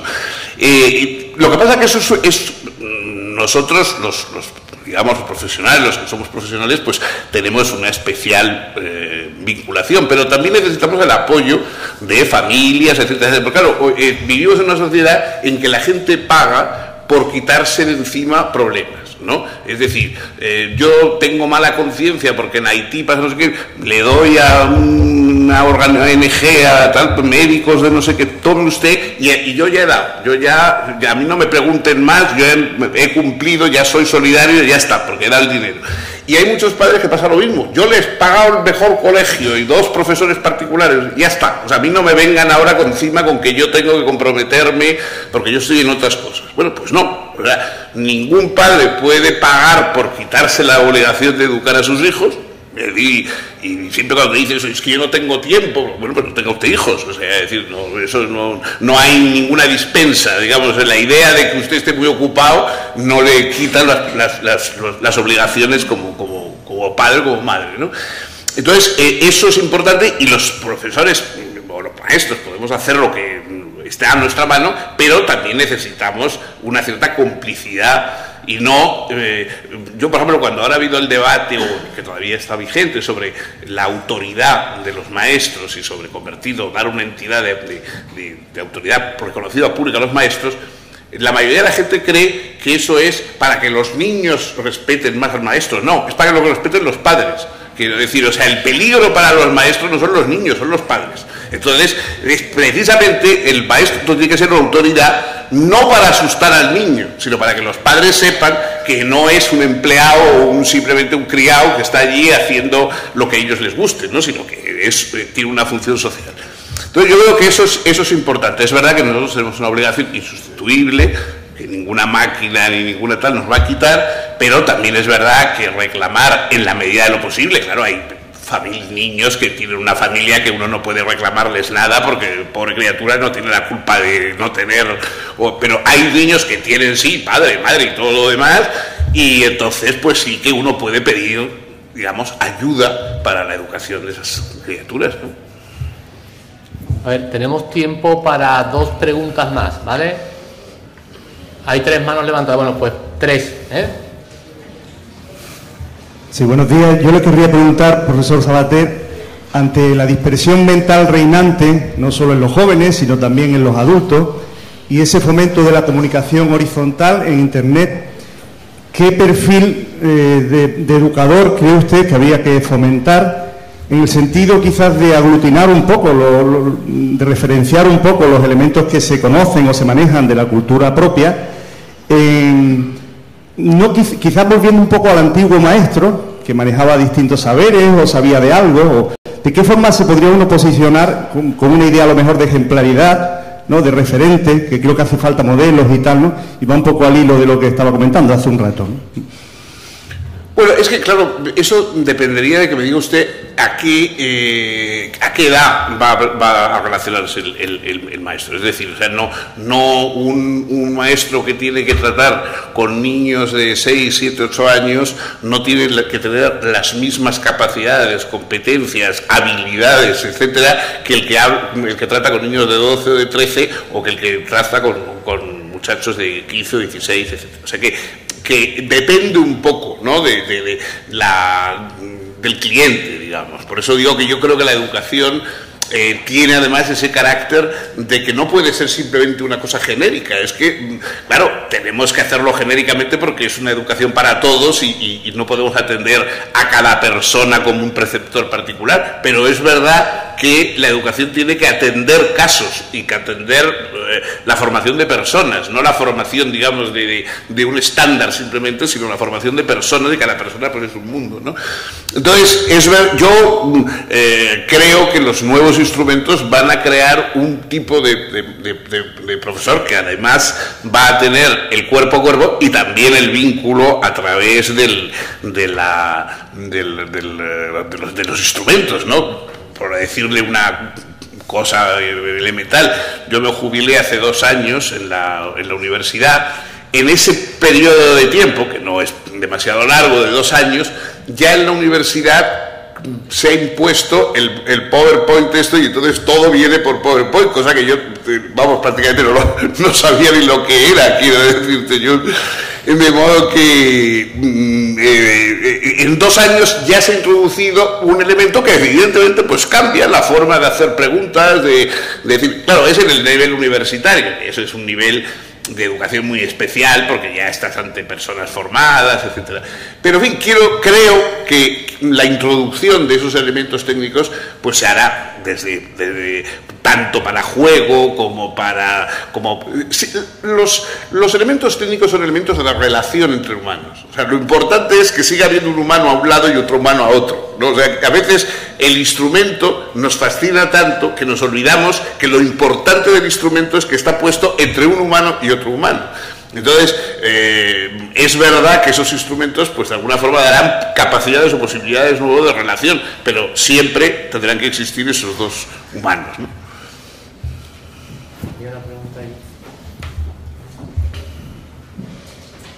Hola, buenos días. Vamos a ver, yo quería volver al principio de toda su intervención, ¿vale? Me gustaría saber por qué hace diferencia entre educación, civismo, educación en valores y formación. ¿Qué es lo que tendría que ver y en qué medida se manejarían desde los colegios y parvularios hasta las universidades las podas, las capacidades intelectuales de cada persona, ¿vale? Y ¿por qué no los formadores tendrían que tener una visión mucho más amplia de la que se tiene actualmente de la formación continua?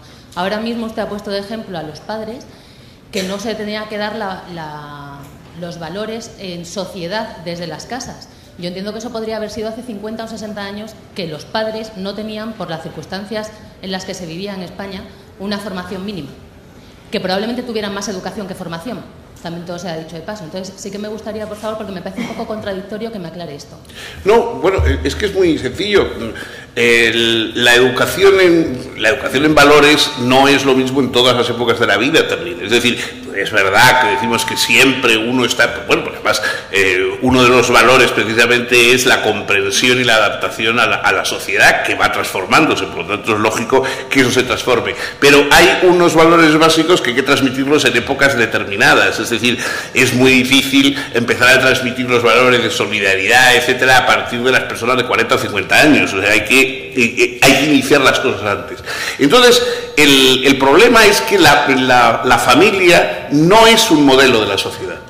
Es decir, no hay mayor error que creer que la sociedad es una familia grande, cosa que encanta por otra parte a veces a los políticos y a los demagogos. Todos somos una gran familia, la gran familia de los españoles o de los vascos o de los catalanes. No. Es decir, la familia no es un modelo, la familia es una agrupación social característica, importantísima, etcétera, pero no es un modelo del resto de la sociedad, porque está basada en el afecto y no en el respeto, en la intimidad y no en la legalidad y otras cosas. Entonces, es muy importante, precisamente en la educación, el distinguir entre esos ámbitos familiares en los cuales hay unos valores cálidos, digamos, que se transmiten por ejemplaridad, como se decía, etcétera, y luego otros valores que tienen que transmitirse de una manera reflexiva y justificada. De ahí, por ejemplo, el debate que hubo hace unos años, cuando había gente que decía, no se puede, no hay que dar ética, no hay que dar valores, eso es transversal. Es decir, el profesor de geografía también es ético, y el profesor de historia, bueno, evidentemente es así. Es decir, cualquier profesor, etcétera, puede transmitir valores, además de su asignatura, pero es que es importante que haya una transmisión de reflexión sobre los valores, y eso no lo puede hacer el profesor de geografía, tiene que hacerlo la persona que está de alguna manera más centrada sobre ese valor.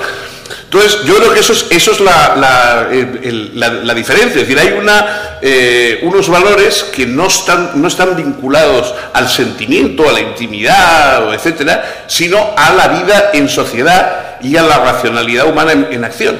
Y esos valores, por lo tanto, trascienden el ámbito familiar y son otra cosa, y tienen que ser transmitidos de otra manera. Y yo creo que ahí es donde hace falta, no quiere decirse que esos valores tienen que ser en contra, naturalmente, de los valores familiares, pero son otra cosa. Y creo que esa especificidad de otra cosa pues tiene que rescatarse y definirse, ¿no? Bien, vamos a la última pregunta.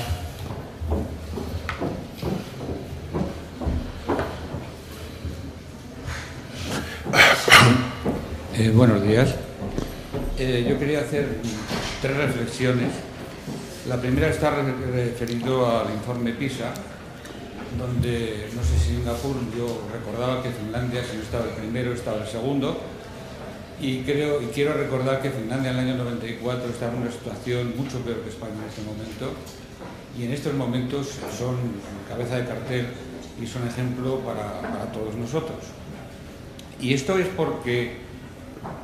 porque hubo una serie de señores, de responsables, que se pusieron de acuerdo en un plan y lo llevaron a cabo. Entonces esto me llevaba a pensar que nuestro pacto educativo, digamos, gestionado o coordinado por el profesor Gabilondo, ha fracasado. Y me gustaría saber si usted sabe por qué. Me gustaría conocer eso. Y finalmente, para cambiar los políticos o digamos que nuevas personas vayan accediendo a la política, yo lo veo difícil con el sistema democrático que tenemos. Yo sería, en fin, en Alemania y en Inglaterra, que yo conozca, incluso en Luxemburgo, usan un sistema de listas semiabiertas o semicerradas, en donde la población conoce a su político, a las personas, o incluso, pues no sé, usted, pues yo quiero que Fernando Savater, que por cierto le felicito, que ayer fue su santo, y digamos que esta persona estuviera en el Parlamento y estuviera, digamos, dirigiéndonos. Lo que hoy elegimos por nombre es el Senado y estamos todos de acuerdo que no sirve para nada. Bueno, efectivamente lo del pacto pues es una necesidad que, insisto, viene de muy antiguo. Yo le puedo decir que algunos hemos estado intentando pactos y ya existido incluso algunos papeles hechos en su momento, hace ya más de 2 décadas, que se quedaron al final en nada, pues porque lo importante era sacar otra ley que anulara la ley anterior y cosas por el estilo. No sé por qué ha fallado esto, pues bueno, fracasado porque probablemente las personas que estaban en ese juego pues no lo han visto como imperioso, no han creído que era más rentable políticamente pues mostrar una discrepancia que una colaboración. No lo sé, sinceramente no lo sé. Yo lo que sé es que efectivamente la educación y el presupuesto de educación, es decir, los contenidos y también el presupuesto para cumplir esos contenidos debería estar a resguardo de los vaivenes de la política. Es decir, debería haber un tipo de decir, bueno, esto ya es lo que vamos a poner en práctica, ese es el presupuesto que vamos a hacer para ello, y esto ya lo dejamos aparte del vaivén de la política, porque la educación necesita un tiempo, no necesita modificaciones permanentes de tal manera que cada ley, antes de que haya empezado a ejercerse y a cumplirse la ley anterior, alguien venga y la borre y escriba otra cosa en la pizarra, sino que lo que haya en la pizarra se cumpla lo suficiente para ver sus errores, para modificarlos, etc. Y eso es lo que no puede hacerse al ritmo actual, ¿no? Ya en cuanto a lo de las políticas, pues efectivamente las listas abiertas tienen sus ventajas, también tienen algún inconveniente, pero bueno, es verdad que probablemente habría un sistema, pero en fin, lo que tenemos que hacer, ningún sistema, la democracia no solamente es algo inamovible, sino también es algo en lo cual estamos y que se puede modificar, es decir, no hay obligación de tener un sistema determinado de listas o de tal, eso depende de los ciudadanos. A los ciudadanos les da lo mismo, y les da lo mismo tener listas abiertas que cerradas y tal, le da lo mismo tener un parlamento en el que hay unos representantes que salen elegidos con 15.000 votos y otros con 400.000, etcétera, y les da igual. Si a la gente le da igual todo eso, pues claro, es muy difícil. O sea, el problema es que todo eso se puede cambiar. O sea, todo eso se puede cambiar. Lo que le falta es que la gente se convenza de que es importante ese cambio y nos lo propongamos. Entonces pero no se ha inventado ningún medio mágico de que si a la gente le da lo mismo el país en que vive, las leyes que hay, las formas de organización social, etcétera, se arreglen solas las cosas. Eso desde luego no se ha inventado en ninguna parte. Pues muy bien, muchas gracias, Fernando. Terminamos la sesión de hoy de la conferencia inaugural, que yo creo que podríamos darle un aplauso a nuestro conferenciante.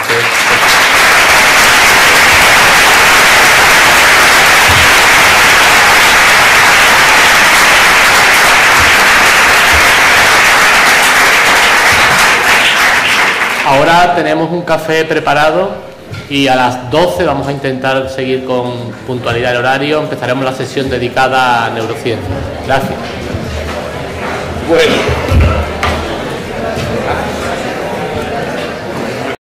En este sentido, en el sentido de la educación del niño, en el sentido de que la educación es la prioridad de toda la tribu. La educación es un eje prioritario del actual gobierno andaluz, lo que se refleja en el peso que ahora mismo tiene la Consejería de Educación y el carácter transversal de las políticas educativas en el conjunto de la acción de gobierno. La educación y la formación continuada, como este seminario, a lo largo del ciclo completo de la vida, hoy son tareas prioritarias para todos los ciudadanos y ciudadanas. Es una prioridad por convicción, es una prioridad por necesidad también. Estamos convencidos de que la mejor inversión que cualquier ciudadano y cualquier ciudadana, que cualquier sociedad puede realizar es en educación y en formación, para salir de la crisis y blindar la sociedad andaluza ante situaciones como la que hoy nos toca vivir. Tenemos que establecer una nueva forma de desarrollo, que a la vez sea competitiva y sostenible, y que esté basada en el conocimiento, la innovación, la creatividad. Una nueva forma que nos permita desplegar todo nuestro potencial como individuo y como sociedad, sin comprometer las oportunidades y los recursos de las generaciones venideras. Termino, por todo ello, animando a los ponentes y animando a los alumnos y alumnas o a los profesores y profesoras a que reflexionen en esta jornada de trabajo en Cádiz, a que reflexionen desde enfoques distintos sobre la materia común y prioritaria que debe de ser la educación, pues el debate y el intercambio de ideas, sin duda, darán el resultado de nuevas ideas, de nuevas propuestas que nos ayuden a avanzar en este sentido.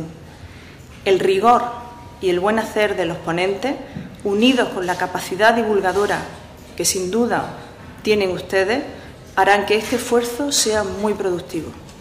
En nombre de la Junta de Andalucía y de la Consejería de Cultura, transmito mi bienvenida a Cádiz a las personas que vengan de fuera y muy especialmente a Fernando Sabater. Y les deseo a todos y todas unas provechosas jornadas.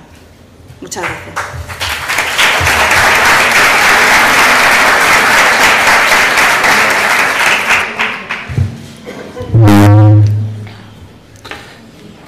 Señora viceconsejera de Cultura, señora directora de la Fundación José Manuel Lara, querido amigo y compañero Enrique, autoridades, compañeros del equipo de gobierno, compañeros docentes de la universidad, de secundaria, de educación primaria que estén aquí hoy con nosotros. En primer lugar, quisiera empezar excusando la asistencia hoy de nuestro rector, el profesor Diego Sales, que se encuentra en Guadalajara, México, en una reunión de rectores iberoamericanos auspiciada por Universia. He tenido ocasión de hablar con él durante este fin de semana y me ha pedido que les traslade su saludo, en especial a nuestra viceconsejera, a quien agradecemos su presencia en este acto de hoy, siendo una prueba más de las excelentes relaciones que la Universidad de Cádiz mantiene con la Consejería de Cultura y con el resto de consejerías de la Junta de Andalucía. Vamos a iniciar unas jornadas dedicadas a la educación, tema del que podría estar hablando mucho tiempo como cual.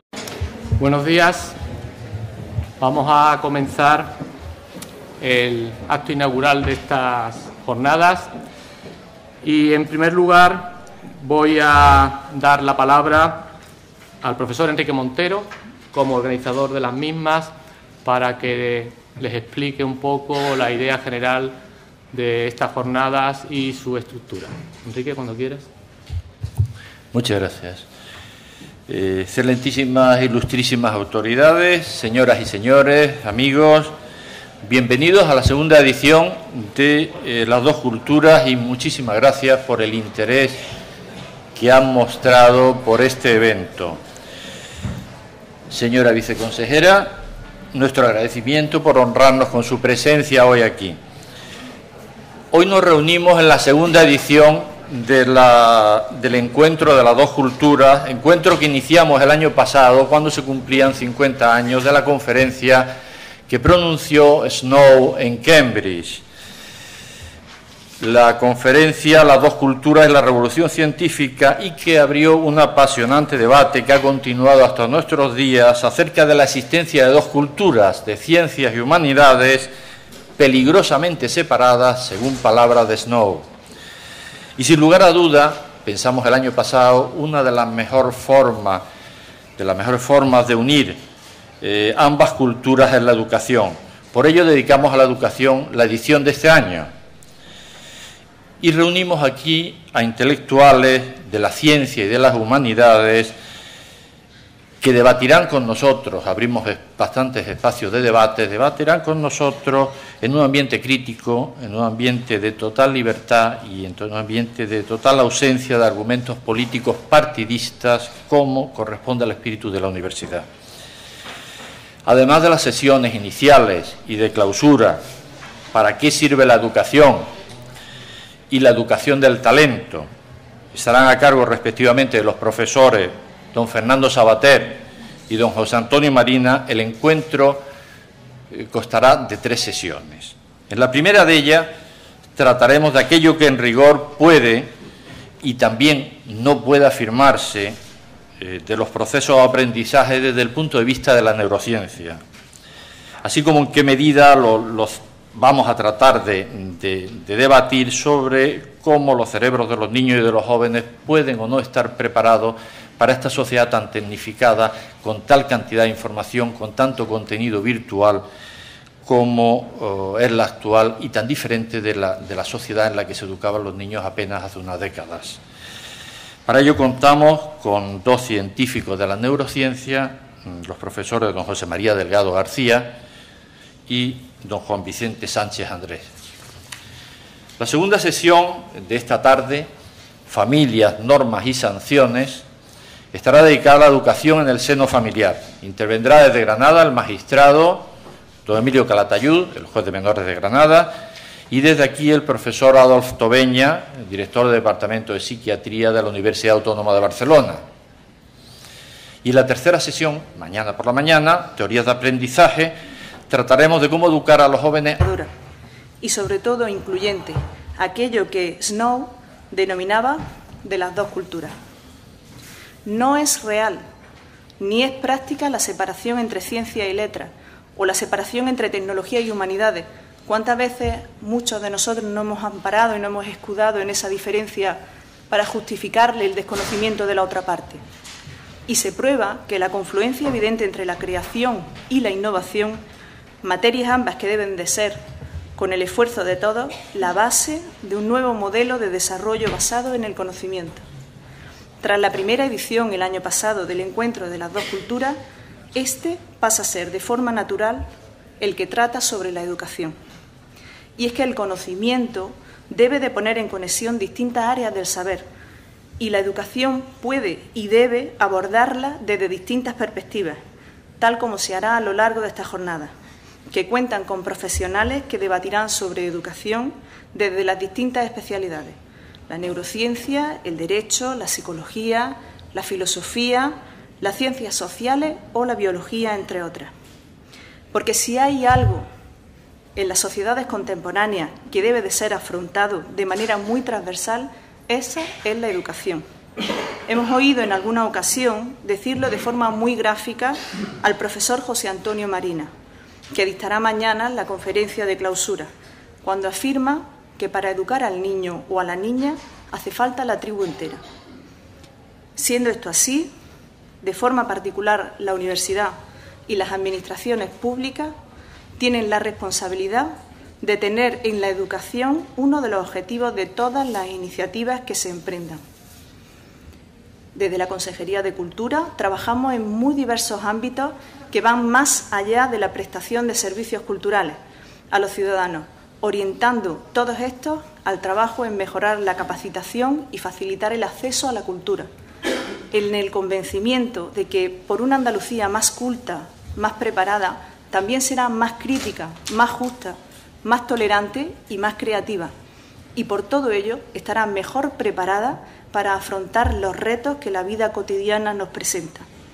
Con esta intención, impulsamos numerosas actividades dirigidas al público infantil y juvenil, como el programa Abecedaria, que muchos de ustedes conocerán, de teatro en las escuelas, que desarrollamos en colaboración con la Consejería de Educación, con el objetivo compartido de estimular la imaginación y educar en valores a los niños y niñas. Hemos revelado las artes escénicas como uno de los mejores integradores de estas armas. Los programas de fomento de la lectura, que persiguen animar a nuestros jóvenes a adquirir este hábito, el de la lectura, hábito que seguramente les dará enorme placer a lo largo de toda su vida. Además de la herramienta que más democratizará el conocimiento y que hará mucho más accesible el conocimiento y la cultura. Con esta misma intención de colaborar, en la tarea docente con educadores y con familias, trabajamos en talleres infantiles que programan los museos y todos aquellos espacios patrimoniales que disponen de ellos.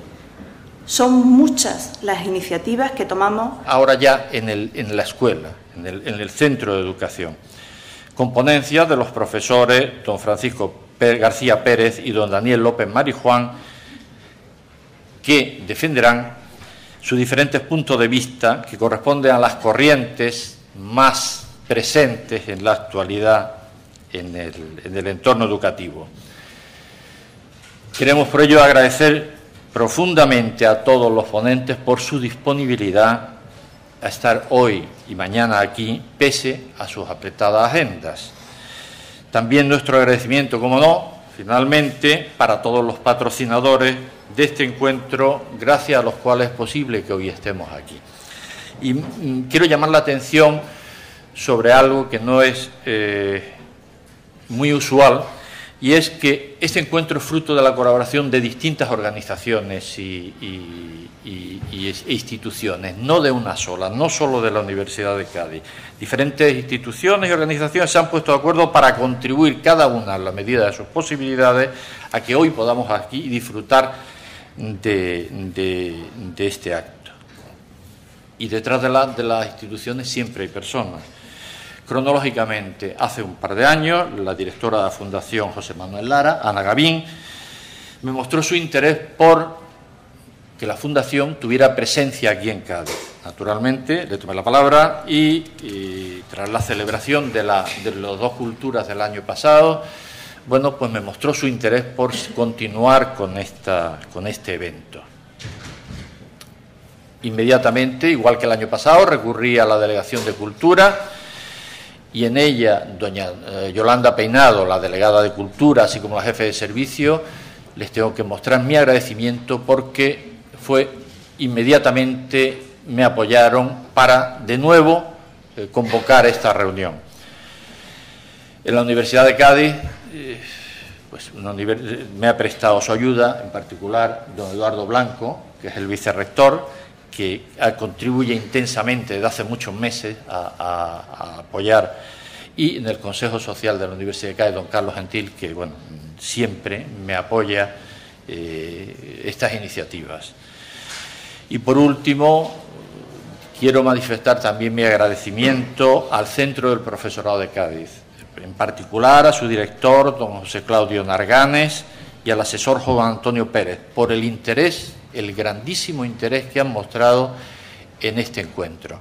Sin duda, sin su empeño, no hubiera sido posible que gran parte de los participantes que hoy hay aquí hubieran podido estar aquí. Se lo agradezco profundamente. Y entonces creo que a todos ellos, a ponentes, a patrocinadores, le debemos nuestro agradecimiento y creo que le debemos un merecido aplauso.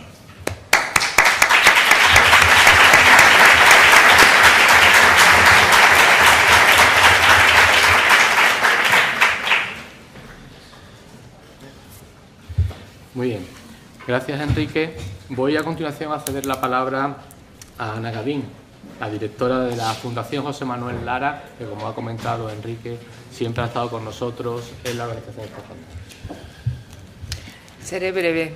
Buenos días y solo decirles que la Fundación José Manuel Lara lo que quiere es fomentar la cultura, fomentar la educación y fomentar sobre todo debates que generen ideas y que generen algunas soluciones a lo mejor pequeñas, pero bueno, que nos hagan pensar. Y bueno, lo que ha contado Enrique surgió así. Estamos encantados de estar en Cádiz, de seguir y que sea ya el segundo año de las dos culturas. Y tengo que darles las gracias a todos los ponentes y en especial a Fernando Sabater, que además se ha pegado un madrugón tremendo por estar aquí. Mañana estará José Antonio Marina, que también se dará otro madrugón porque vienen directamente desde Madrid. Y a todos los asistentes, porque bueno, todo es comenzar. El año pasado éramos menos, pero está visto que por lo menos lo que hemos organizado tiene interés y pretendemos que sigamos así con las jornadas. El año que viene ya nos inventaremos otra cosa, ¿verdad, Enrique? Pero contaremos con todos ustedes y si hay más, pues nos iremos a un sitio más grande, no hay problema. Y de nuevo, gracias. La Fundación está siempre al servicio de Andalucía y de toda España y queremos que siga siendo así, que debatamos, que tengamos un debate siempre interesante y poderlo ofrecer a la sociedad. Gracias.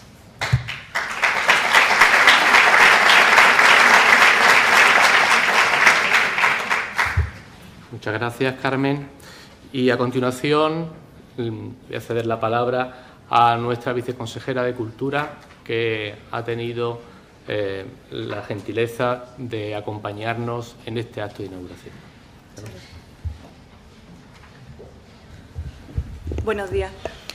La verdad es que hoy no sé si darle los buenos días a los profesores y profesoras o a los alumnos y alumnas. Esa dicotomía de la que gozáis hoy yo creo que es fundamental cuando todas las personas, independientemente de nuestra formación y de nuestra situación, tenemos que estar siempre en disposición de aprender cosas nuevas y sobre todo si son tan interesantes como las que se van a plantear en esta jornada. Además quiero darle el buenos días, quiero dárselo al señor vicerrector de Tecnología de la Información e Innovación, a don Eduardo Blanco, al señor secretario del Consejo Social de la Universidad de Cádiz, don Carlos Gentil, a la señora directora de la Fundación José Manuel Lara, doña Ana Gavín, y al señor don Enrique Montero.